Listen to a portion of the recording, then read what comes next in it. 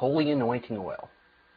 In 1936, a little-known Polish professor, Sarah Bennett, later known as Sula Bennett, did extensive etymological research showing that both the Aramaic and Hebrew versions of the Old Testament contained references to cannabis as a fiber for rope and cloth, as well as an ointment and incense.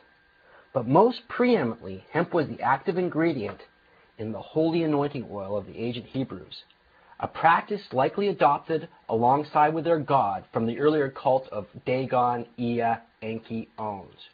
Referring to the Hebrew word kaneh-bosm, also translated as canneh-bosm and kaneh-bosm, Bennett stated in a later essay, quote, "The sacred character of hemp in biblical times is evident from Exodus 30:22-23, where Moses was instructed by God to anoint the meeting tent and all its furnishings with a specially prepared oil containing hemp. Anointing set sacred things apart from secular. The anointment of sacred objects was an ancient tradition in Israel. Holy oil was not to be used for secular purposes. Above all, the anointing oil was used for the installation rites of all Hebrew kings and priests." End quote, Sula Bennett, 1975. The book of Exodus records the event of Moses receiving the instructions for making and distributing the hemp-enriched holy oil in the most auspicious tones. Quote, "Then the Lord said to Moses, 'Take the following fine spices, 500 shekels of liquid myrrh, half as much fragrant cinnamon, 250 shekels of cannabis, 500 shekels of cassia, all according to the sanctuary shekel, and a hind of olive oil. Make these into a sacred anointing oil, a fragrant blend, the work of a perfumer. It will be the sacred anointing oil. Then use it to anoint the tent of the meeting, the ark of the testimony, the table and all its articles, the lampstand and its accessories, the altar of incense, the altar of burnt offerings, and all its utensils, and the basin with its stand. You shall consecrate them, so they will be most holy, and whatever touches them will be holy. Anoint Aaron and his sons and consecrate them, so they may serve me as priests. Say to the Israelites, 'This is my sacred anointing oil for the generations to come. Do not pour it on the men's bodies, and do not make any oil with the same formula. It is sacred, and you are to consider it sacred. Whoever makes perfumes like it, and whoever puts it on anyone other than a priest, must be cut off from his people.'" End quote. Exodus 30:22-23. As 1 shekel approximately equals 16.37 grams, this means that the THC of over 9 pounds of flowering cannabis tops was extracted into a hind, about 6.5 liters of oil, or about 1.5 gallons of oil. The entheogenic effects of such a solution, even when applied topically, would undoubtedly have been intense. Only those who have been, quote, "dedicated by the anointing oil of God," end quote, Leviticus 21:12, were permitted to act as priests. In the holy state produced by the anointing oil, the priests were forbidden to leave the sanctuary precincts. The above passage from Exodus also makes quite clear the sacredness of the ointment, the use of which the priest jealously guarded, with any transgressors being cut off from his people, a death sentence in the ancient world. Anybody who was banished could expect to fall in the hands of desert raiders and either be murdered for their remaining possessions or captured and sold into slavery. Around 1980, etymologists at Hebrew University in Jerusalem confirmed that cannabis is mentioned in the Bible by name, kaneh-bosm, also spelled canneh-bosm, in the list of measured ingredients for, quote, "a holy ointment, an ointment compound after the art of apothecary," end quote, to be smeared on the head. The word was mistranslated in the King James Version as calamus.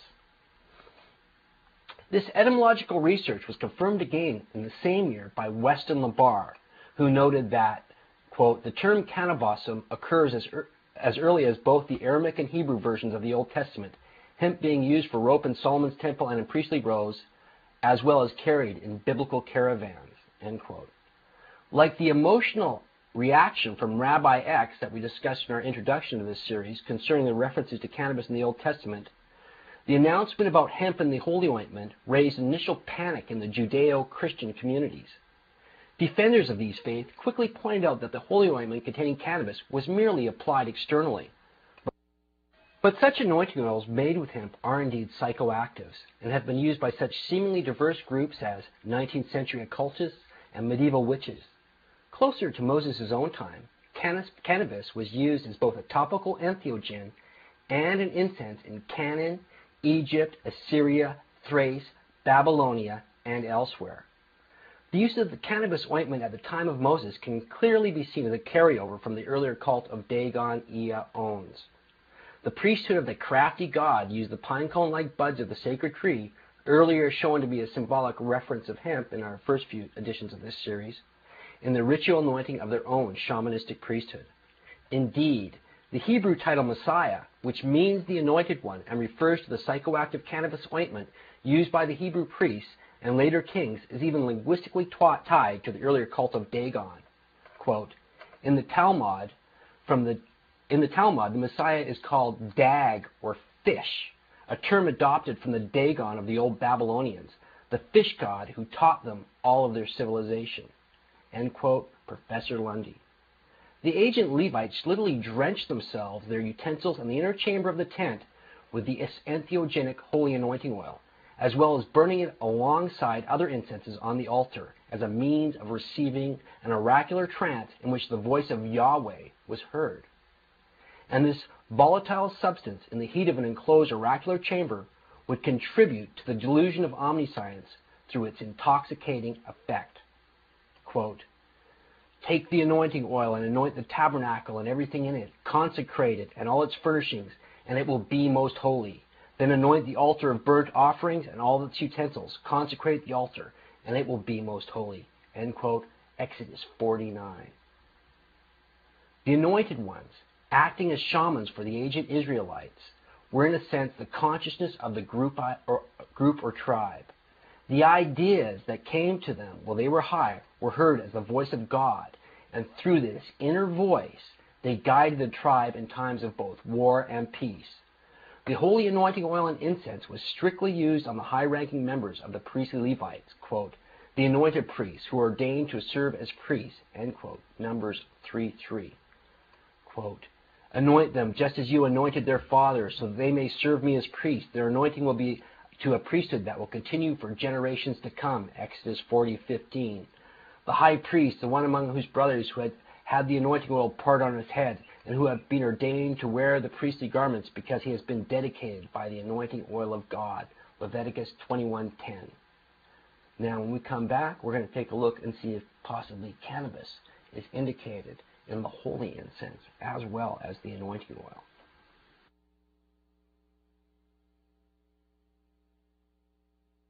Few people have ever heard marijuana. Smoke Fest.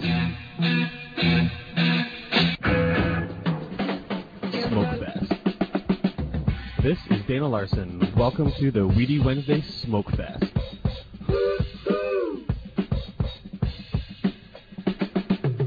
You know I smoked a lot of grass. Smoke Fest.